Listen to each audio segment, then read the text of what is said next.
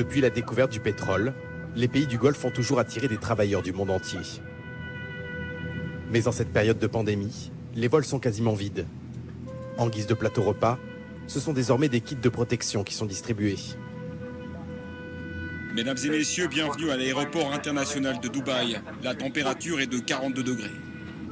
Jusqu'à l'apparition du Covid-19, Dubaï était l'aéroport le plus fréquenté de la planète. 86 millions de passagers se pressaient chaque année dans ces allées, désormais désertes.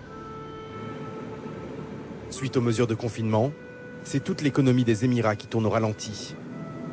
Depuis le début du mois de mars, tous les grands chantiers sont à l'arrêt.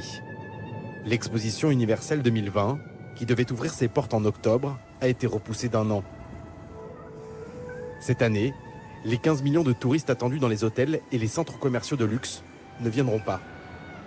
Pour limiter leurs pertes, les entreprises émiriennes ont licencié massivement. Des cadres jusqu'aux petites mains. Pour ces travailleurs, les pays du Golfe offraient des salaires 3 à 4 fois supérieurs à ceux de leur pays d'origine. Mais en pleine épidémie, l'Eldorado promis s'est transformé en piège infernal. Loin du centre de Dubaï et de sa tour la plus haute du monde, à 2 heures de bus, voici le quartier des camps de travailleurs. Des centaines de milliers d'hommes se retrouvent ici coincés, sans emploi, sans revenus et sans moyens pour rentrer chez eux. Ces camps sont d'habitude fermés aux visiteurs extérieurs.